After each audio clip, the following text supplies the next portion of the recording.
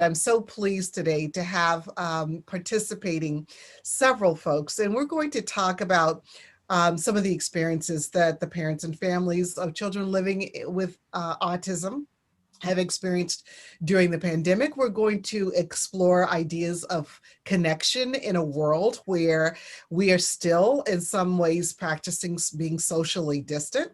And we want to talk about the barriers that exist in a pre-pandemic, in a pandemic, and then hopefully a post-pandemic world, but the barriers that exist for children on the autism spectrum. So with that, I would love to have my fellow colleagues join me in introducing themselves.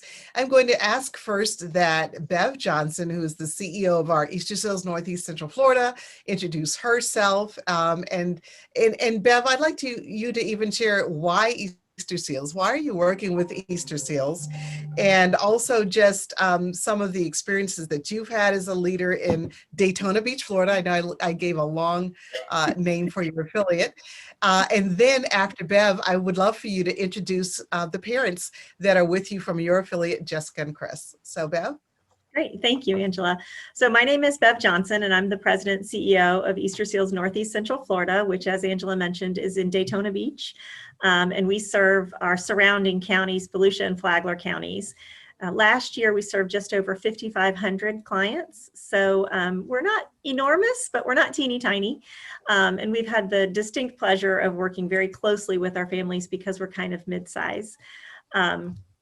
I would say why Easterseals. You know, I have a very special place in my heart for children in general, but Easterseals is really special. The children and the families that come to us are out of this world. They're amazing. And I get really emotional when I talk about it because it's such an honor to be able to provide services to people that need them, to hold people's hands and walk in their lives with them. And I think that's one of the things that we really pride ourselves on in our affiliate, is that we like to be a part of their families because we think they're a part of ours.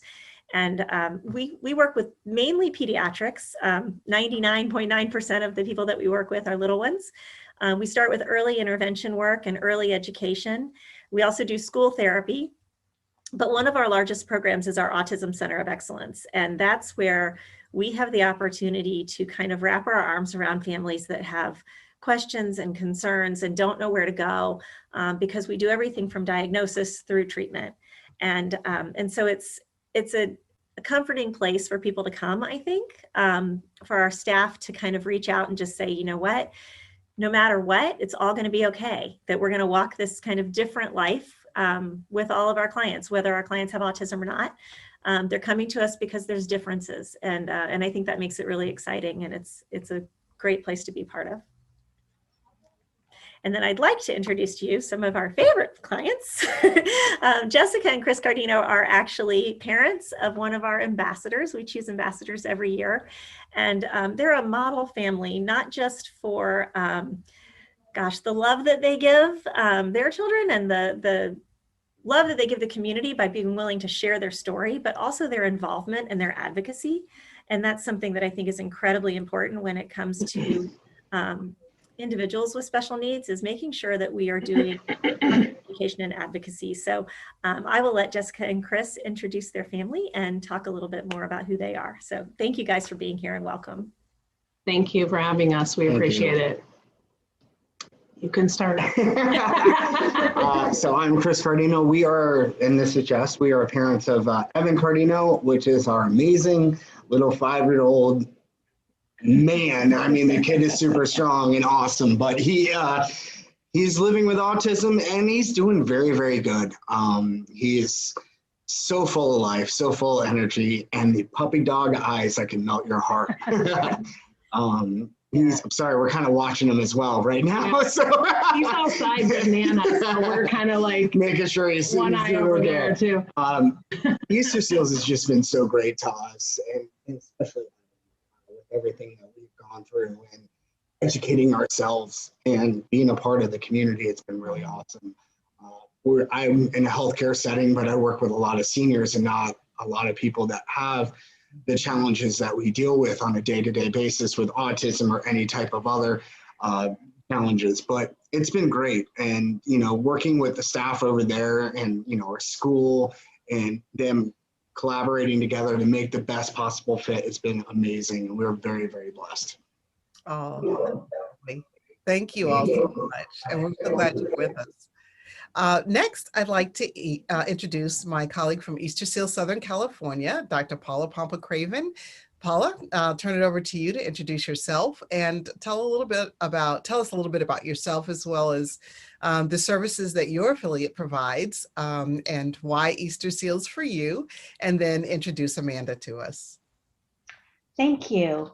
Hello, everyone. I am Paula Pompa-Craven. I am the Chief Clinical Officer at Easterseals, Southern California, and I'm also a licensed clinical psychologist. I've been with Easterseals for over 25 years and have worked in many positions and in many service lines at Easterseals over my tenure here. I currently oversee our autism services programs. They include our speech, our occupational and physical therapies, as well as our individual ABA and social skills groups.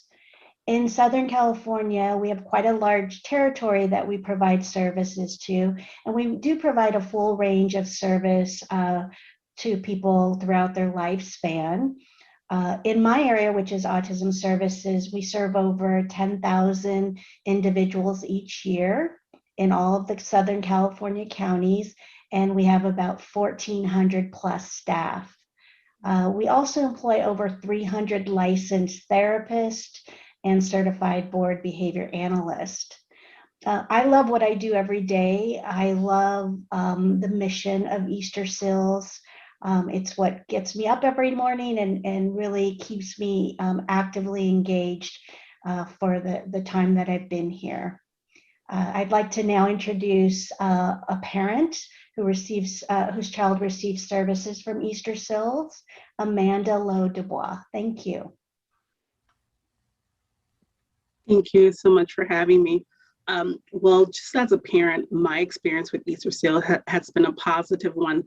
My daughter receives services. She's been connected with Easterseals for about going on 4 years now. So I've really, seen a lot of growth in Savannah. She's gone from a quiet, shy girl that would hold my leg to a little one that would walk into Easterseals giving high fives and, blowing bubbles as she leaves. So I've been able to see her reach so many milestones, and it's been wonderful to be connected with therapists that really knows her, that she has a close relationship with. She looks forward to her services and her days of therapy. I've seen her just come out of her shell so much, and it's just been wonderful just to see those small steps as they add up to these bigger steps for her. And as a parent, that's just my biggest joy, to just see her reach her full potential and be in a place that allows her to be comfortable and work at her own speed, and really support her as she just continues to grow into this, energetic little girl that is just full of life. So it's been a wonderful journey that we're continuing to go on, but it's such a pleasure to be in partnership with an organization that walks hand in hand with us as we continue on in our journey with her. Thank you, Amanda. Thank you so much for something you just said, which I think is so key, when you said that you wanted your daughter to be able to operate at her full potential.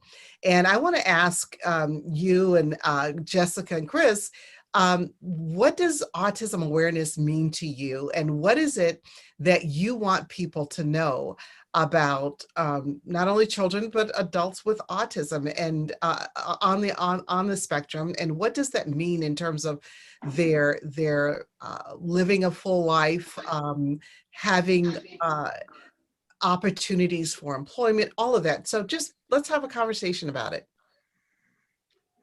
Sure. Well, I'll start. Well, for me, it really means looking at the individual child.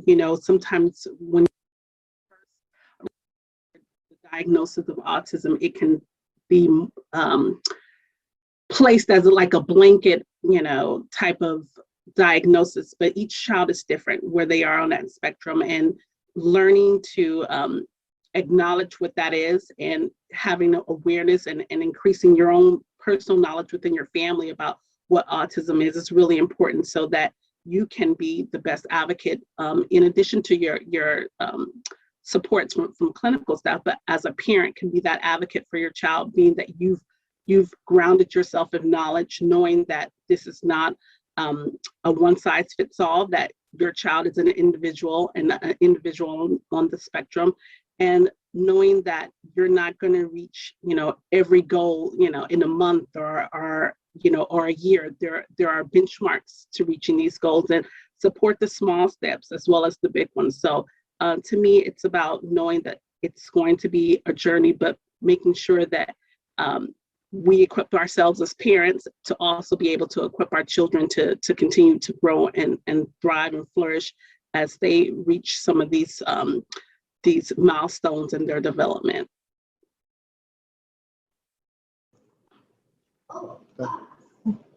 Sorry, Evan is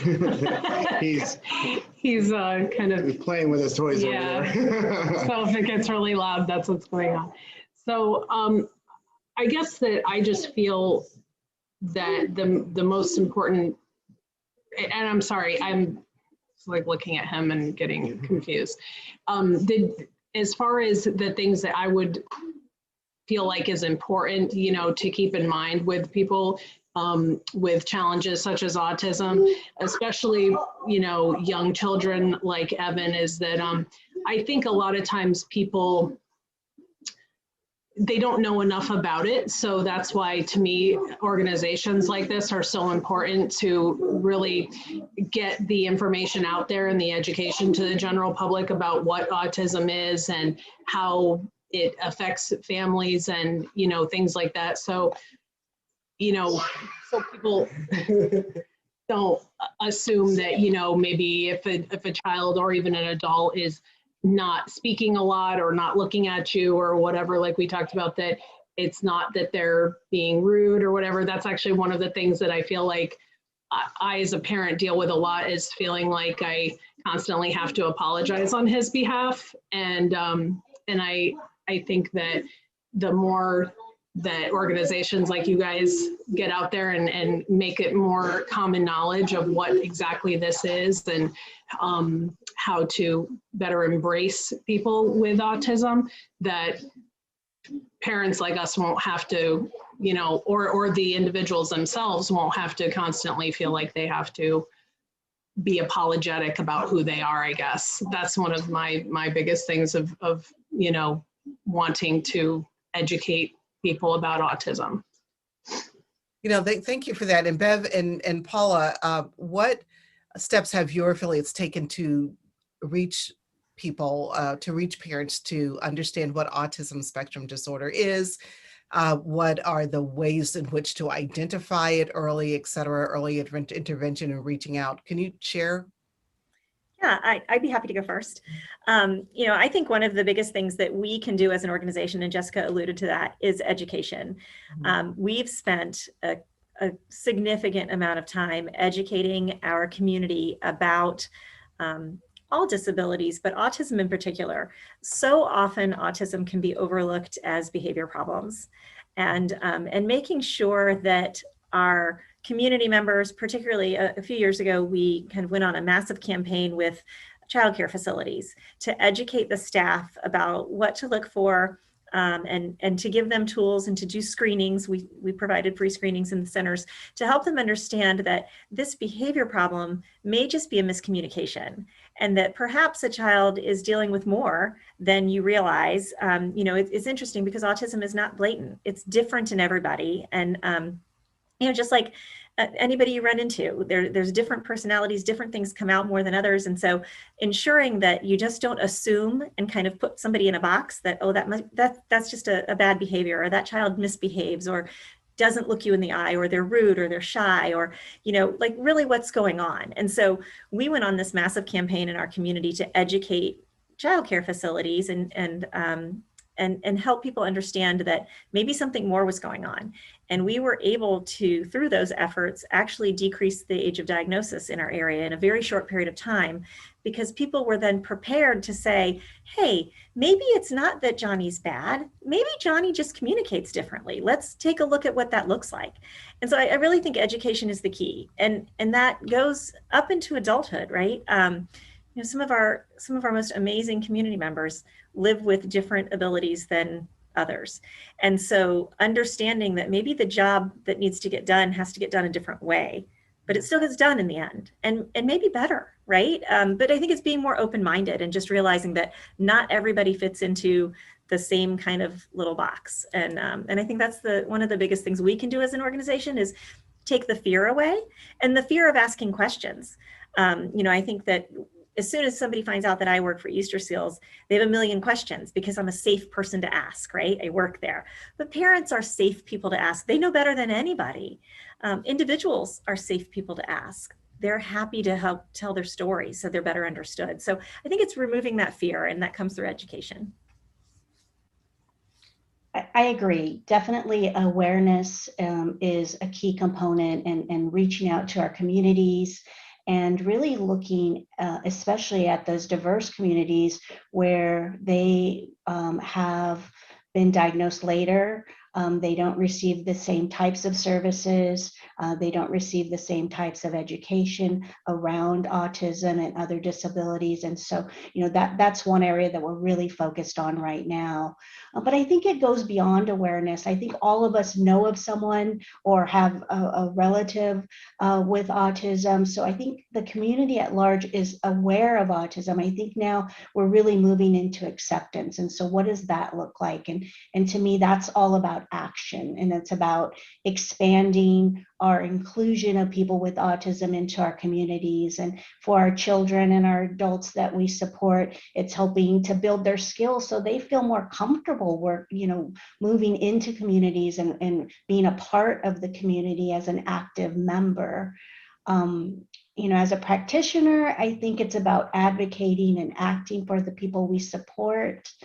And I really think our conversations really need to continue to be centered around actions and what steps we can put into place as an organization. And I do think Easterseals does a really great job of taking on these next steps, and will continue to do so. Thank you.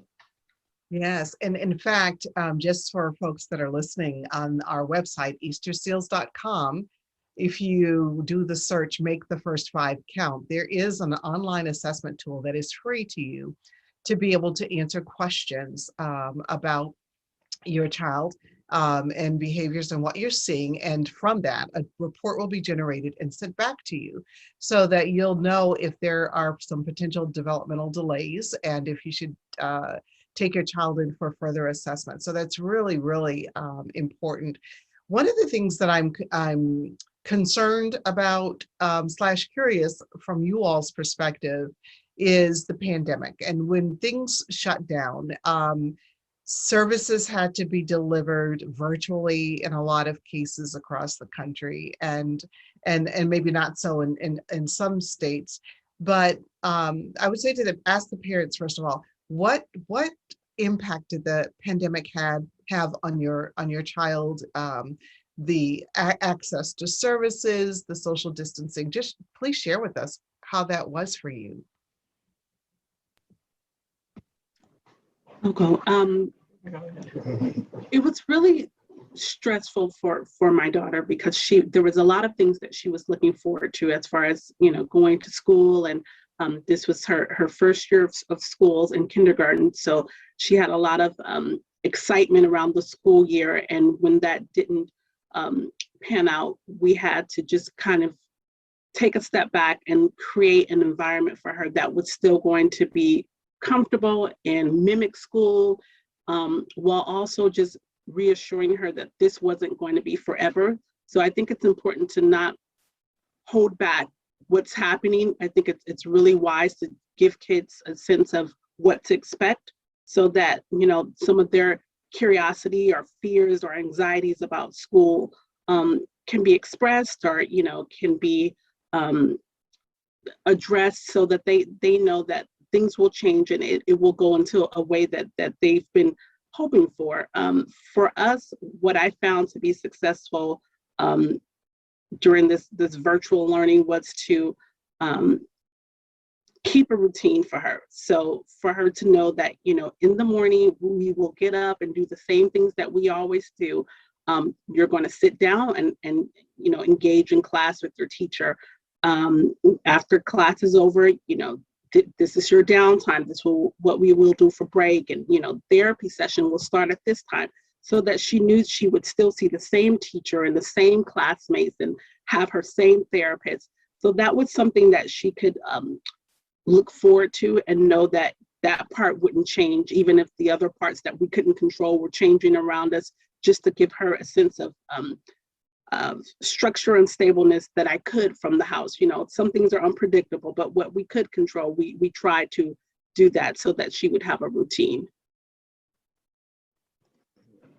I would say for us, unfortunately, when it all first started about a year ago, so it was right after our spring break, we got the word that the kids were not going to be returning to school.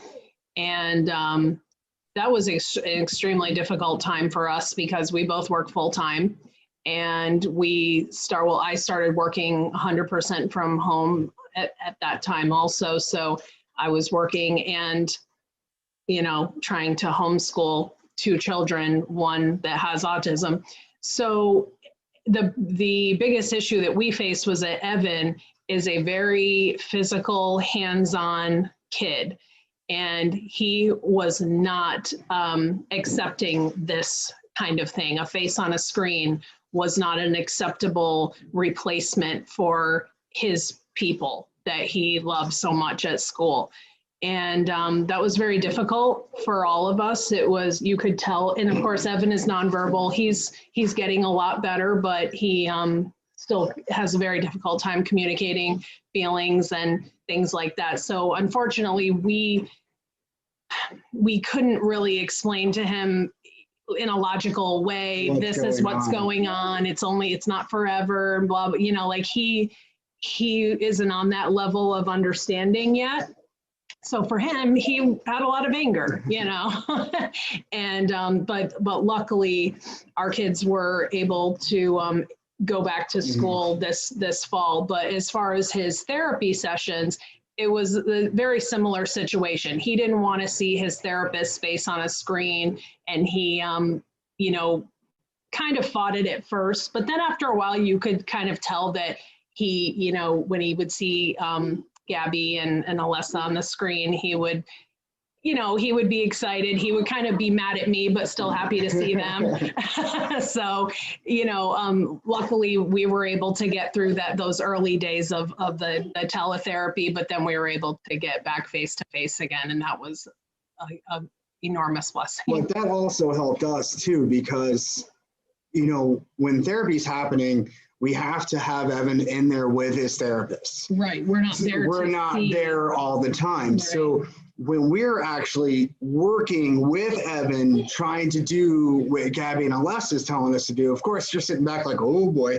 Yeah, but they were kind of telling us what to do, and we'd never experienced that before. But so it was. We got to pretend we were. Yes, we were very blessed to get the education that we did on how to work with him, and we continue to do that, and we continue to get pointers all the time from our therapists to make sure we're on the still doing what we're supposed to do. But it was really good for us, especially with him being so young, to be able to figure out where we need to be, how we need to treat things, and different ways to go, and it was really great. Teletherapy, even though he didn't love it, it was a very unique training, crash course training in how to better deal with situations. So that is very true. So that was probably an only positive. That was the silver lining. Yes.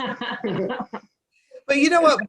All three of you as parents brought up some great points, and how to parents that are still homeschooling a child that's autistic and has other kids, has a full-time job, how did you manage the stress? What did you all do to take care of yourselves? We bought a house. Yeah, so we sold spent our money. we sold our house right in the middle of Yeah, the pandemic, so moved that into was an apartment, we- and then built another We one. had a So, whirlwind sort of situation. I guess you would say keeping busy, yeah, so because we were extremely busy.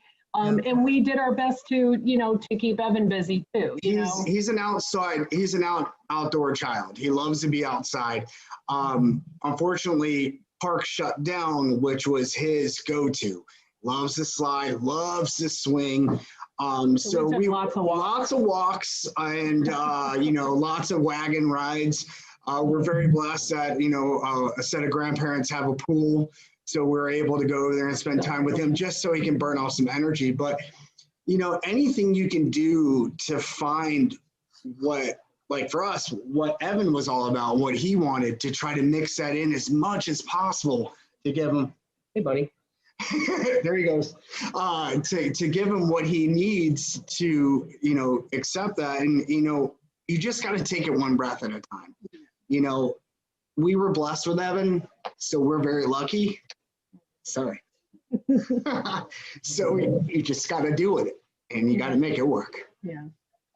And then you rappel down an 8-story building. Amanda, how about you? And to add to that, I would just, the way that we really kind of dealt with stress was that we took the bad days with the good ones, and, just knew that if we had a bad day, that, if I needed to apologize or the kids recognize that it wasn't a good day, we just acknowledged it and tried to make a plan and say, what can we do tomorrow so tomorrow can be a better day? And just know that some things will not always go according to plan or, work out the way that we would like them to. So just make room to just be, give yourself forgiveness and grace if it wasn't the best. And also, my husband and I would take the kids for more walks,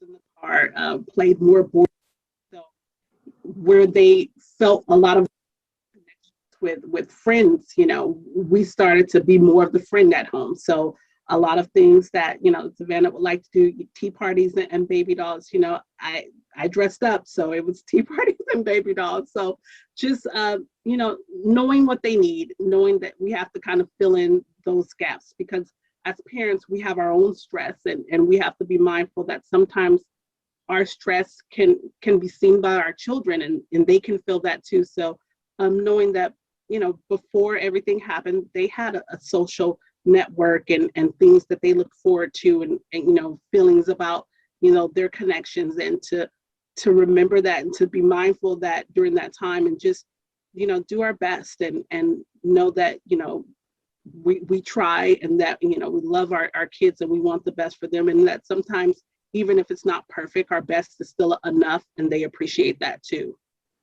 I love what you all said. It's the grace. This is a moment of grace, and we may have our to-do lists. We want things done right and perfectly, but that's just not life. Stuff happens when it happens, and you just have to roll with it. Paula, what as a clinical psychiatrist, or did I say that right? Psychologist. What medical advice would you give around the stress relief and just the grace part of being a parent of a child with autism? Well, I think all the parents hit it spot on. It's really just having that flexibility and taking the time to celebrate the positive things and to try to keep as much of a routine as possible. Early on, we did webinars exactly around this topic, right? How to reduce stress, how to set up your home environment for optimal learning, but also to ensure, that kids are understanding that, this is what's going on from home now, whether you're going to school or, you're having therapy or having dinner, that we called it zones of environments, so that exactly kind of what's going on, and kids could understand and know what to expect, whether it was through visual schedules or calendars.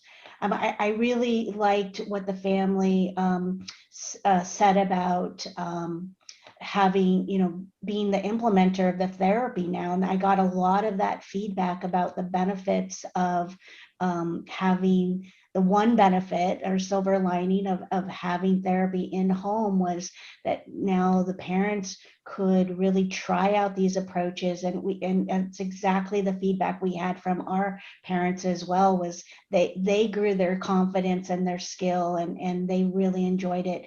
And then on the other end, from the therapist, for us, it was great to be in the homes when sometimes our services are in centers, because now we could see the home environment, so we could see how the skill would transfer. Let's say we're teaching, how to brush teeth or something, how it would transfer to the home environment, and what the child's bathroom would look like and how we would set up, etc. But we also had some really creative therapists out there.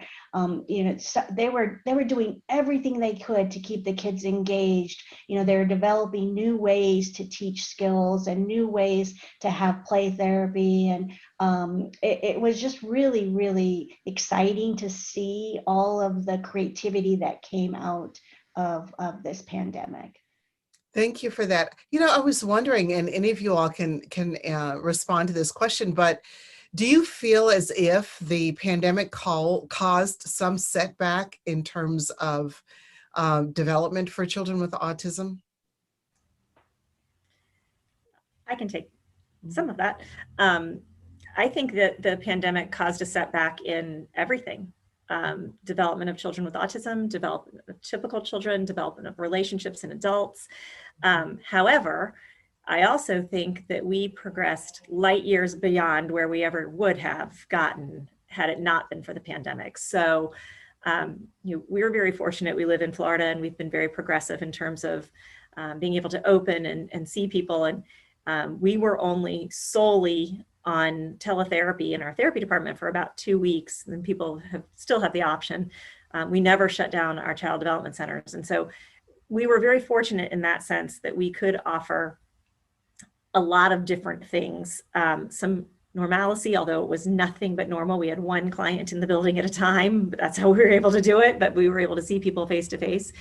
But I think that what Paula talked about, and what the Cardinos talked about, what Amanda talked about, was engaging those parents and coming up with those creative ways to engage across the country. I mean, we're sitting here with friends in Chicago and Southern California, and we're in Florida, and being able to network this way never would have happened before. Even in the most rudimentary way, it didn't happen like this. And so I think that there were significant setbacks because of isolation, because of not being able to be face to face, because of lack of socialization. But I also think that new things emerged. And we have to identify those, because we will not go back to how we were. We've evolved, and we continue to evolve. And so it continues to be hard. And I remind our staff that all the time, that this isn't an easy time. It wasn't easy when we closed down, but this might even be more challenging, because we're trying to figure out who's where. And we like to meet people where they are, right? So everybody's in a different space. And so I think that there's a lot of setback, but there was also a lot of progress made. Anybody else have any thoughts on that? I would just actually, add, oh, go ahead. Oh, sorry. I was just going to say that surprisingly, I actually feel like Evan has grown leaps and bounds throughout this whole thing. And it's odd, because, it shows you how resilient children are. It really does, because they seem to be handling it much better than the adults, including me. Yeah, I was just going to say that unfortunately, I do feel like, we're seeing different types of behaviors or issues emerge. And so we're starting to see that now. and just because of the isolation and the depression that goes along with it. So those are things that we're addressing. But one positive thing I want to say is our social skills groups actually grew during this time, and they were all on a telehealth or Zoom platform.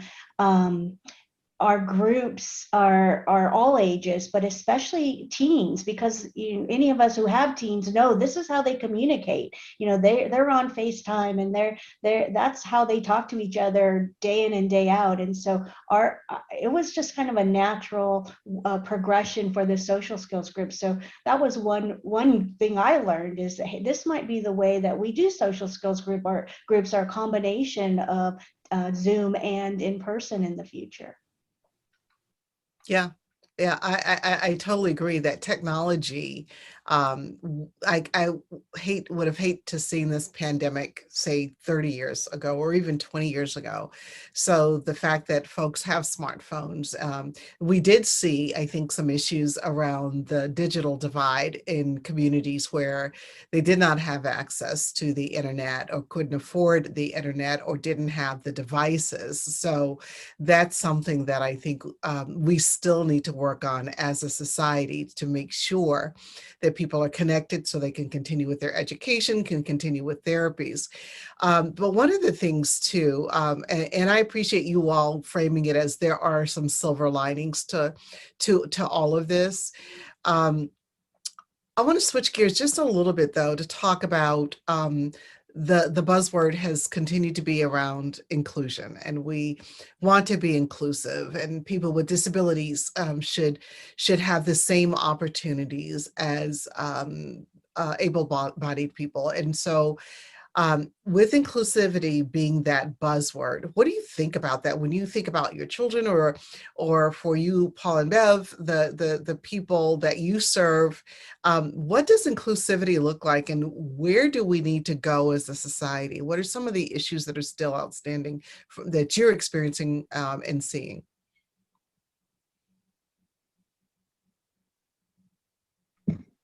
I can share. For me, it's going back to that statement about one size not fitting all. For me, being inclusive means looking at the individual need of that child and that family, because those needs may vary across child to child and family to family. So looking at specifically what my child needs, and what will help her to be successful in school, and reach her developmental milestones, and knowing that we have to be mindful that that's going to look different for each child. So how can we leverage and put those resources behind each child, and know that being equal doesn't mean just giving all of the kids that may have autism all of the same types of things or services, but that those services are unique and have to wrap around that child and that family as an individual unit. So just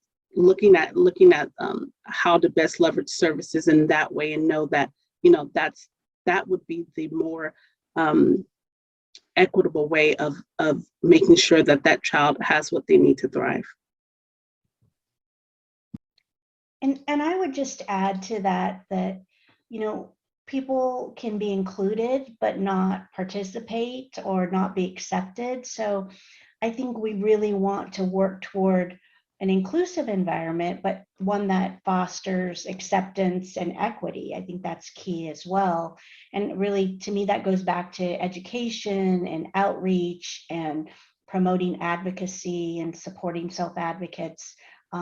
Just a way that we can, as Easterseals, help to foster that inclusion. Yeah, I totally agree. Bev, were you going to say something? I was just going to say that I absolutely love how Amanda put that, because I do think that inclusion has become a big buzzword. And a lot of times people think that inclusion means that everybody has to do the same thing and everybody has to be included. And Amanda just very eloquently stated that inclusion means making sure that everybody has the opportunity in the best way that they can. And that was beautiful, because I think we lose the real definition of inclusion sometimes because it's become a popular word. Yes, yeah. And also, as you all have pointed out, again, each of us is different, and the same goes for children and adults that are autistic, and each person is individual and different, and it shows up differently. And so we have to really embrace people where they are. And that's what's so important. And that's what I actually love about Easterseals, is being there to meet people where they are and to provide the supports and services that are needed, and to be an encourager, as well as actually helping in the development. So I'd love to just hear from each of you, just sort of parting advice that you would give to a parent or even an adult, a parent of a child that's autistic, or an adult or youth that's autistic. What are some of the words that you would share with them to encourage them, or things to think about? Anything. So we'll start with you, Jessica and Chris. I can say for sure that the main piece of advice that I would give parents specifically is to recognize things, or, well, I shouldn't say recognize, when you do recognize things, because parents have a gut feeling and a sixth sense about things when it comes to their children. And when you have that feeling, you should act, and you should, use the tools available to you, such as the one that you mentioned on the Easterseals website, where people can just fill in their questionnaire. And, even if you just have a feeling like, maybe I should look into this, maybe my child isn't talking yet, or whatever the situation is, because a lot of times people around you, maybe even your pediatrician or the grandparents of the child, or your best friend, or whoever, says, oh, don't worry, everything's fine. And I think that the most important thing is to just follow your gut and at least look into it, because every day that you put off looking into possibly getting services for your child is one less day that they never got a service that they desperately maybe needed, so that's my number one thing. And I actually say that to, friends and family, if you think there might be something going on, then look into it. Don't just say, well, we'll wait until next year, or we'll wait until he's 4, or whatever, because the earlier the better, as far as receiving these amazing services that they're getting. Because Evan started getting his at 2 through early steps, but then transitioned over to Easterseals at 3. And I'm eternally grateful that we did those things as early as we did. So I get a lot of people that ask us questions. We're very open and talking about it through the community. And I've had healthcare professionals that I work with ask me stuff on the side and talk about stuff on the side, saying, hey, I think my child might have a delay or something like that. And it's nothing to be embarrassed about at all. And the quicker you get, like Jess said, the quicker we get these children help, the better they can grow up to be. Right. And, we want to give them every possibility to be what they want to be. Mm-hmm. And if you hold them back, that can, by not trying to get services, because you think, I don't want to be that guy, I don't want to be that girl to have to do that, then you're not really going forth and giving them all the opportunities that they need. And inaction can be a major detriment. Yeah. So, just educate yourself as much as possible and reach out. It's not, you're not a part of a bad person group. I mean, these people love our children. We love our children. We make bonds with the families that we see in the communities and at Easterseals. So it's something definitely that if you have just a little bit of a feeling, doesn't hurt to get checked out. Make sure that we're given all these things that we can. Thank you for that. Yes, Amanda. And I would second that in saying that it's okay to ask those questions that may be difficult for you, or that may be uncomfortable. With diagnosis of autism, a lot of that will come from like your healthcare provider or maybe the school, depending on, who you connect with at what time, in your child's life. But, as parents, it's important for us to, if there's something wrong or something of concern, to bring it up, and if there's a need to ask for a second opinion or advocate in another way, that's okay too, because the overall goal is to make sure that, you have that early intervention and that early support, and, you're that advocate for your child. So sometimes it takes a parent to work through what's uncomfortable for them, and, question, why aren't they asking the certain types of questions? Because as parents, we first have to kind of come to a realization of wanting to reach out on behalf of our child too. So being okay to know that what you're doing is about providing the best,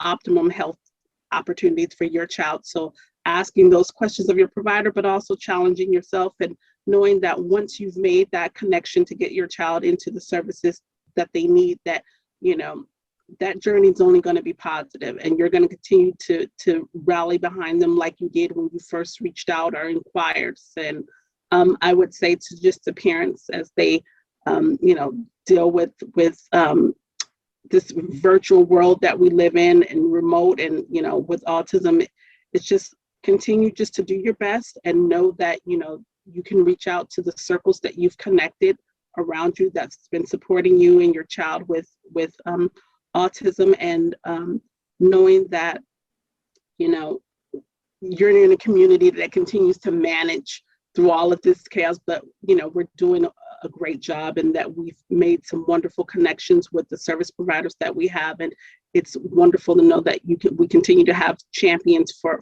our families and for our children, and, to continue to seek those services. Thank you.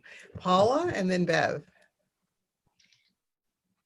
I think that my advice would be that acknowledging that this year has been difficult for all of us for many reasons, to just encourage people to hang in there and to reach out to your network of supports, especially your personal network of supports. And if you don't have a personal network, reach out to your doctor or your therapist or your teacher, and especially to Easterseals, because we're here for that reason. Overall, I think that we're headed in the right direction when it comes to COVID recovery and to awareness.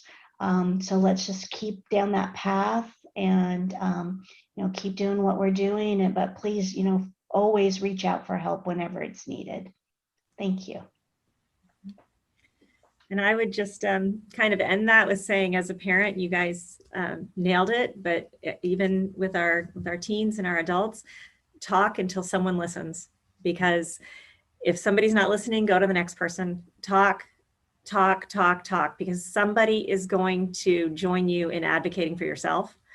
But you have to keep talking. And that's the biggest thing. Just talk until someone listens. And hopefully you'll come across wonderful people in similar situations like you guys. And I know I get that impression that any one of you would take up somebody's cause and talk for them, because it gets tiring to talk, but talk until someone listens. And I like what you said, Bev, because what you're saying is it takes a village, and and sometimes we get tired and worn out, but just know that there are people around you that can work with you, that can support you. And again, I just want to thank everyone for joining us today. I want to, again, just reiterate what has already been said, but I think it bears saying again that on the Easterseals.com website, there are a ton of resources for parents, for your children, no matter what the disability, and not only for children, but we serve adults as well. But when it comes to intellectual or developmental disabilities, we have what's on our website called Make the First Five Count, which is a comprehensive online assessment that's confidential, and it's a screening tool to help guide and keep track of your child's growth and development during their first 5 years, knowing that the first 5 years lay the foundation for the rest of a child's life. It's important that you go on our website, take advantage of the free online tool screening, and get the results. Again, as Jessica and Chris said, sometimes there's just this knowing as a parent that there's something that needs to be addressed. And sometimes you get pediatricians that say to you, oh, there's nothing wrong. But it doesn't help. And Chris said this, don't stop. Just get it done. Keep plugging away, keep looking for someone to talk to. Easterseals, we are here for you. And certainly if we do not offer the services that you need in your location, we can certainly refer you. So again, I just want to thank our parents today. This is Autism Awareness Month in April, and I'm just so thrilled to have had the opportunity to meet with you all, to hear your words of wisdom. And so Jessica, Chris, Amanda, thank you so much for being the loving and caring parents that you are. Thank you so much for being wonderful ambassadors and advocates, not only for your children, but the information that you share today is important, and I know struck a chord with those that hear you, that heard you, and will continue to hear you once we post this. And then to my Easterseals colleagues, Bev Johnson in Daytona Beach, Florida, and Paula Craven in Southern California, I just want to thank you two for being on the ground and providing these services and interacting with parents and the children and communities, and for the staffs that you lead. I just want to thank you both for being a part of today's discussion. So thank you so much. It's been a pleasure, and I hope to see you again. And yay, we're moving into spring and in the summer, and so we're all going to be able to get out and run around and enjoy. Although you all in Florida and Southern California have been able to do that a lot longer than those of us in Chicago. But thank you so much for your time. Take care.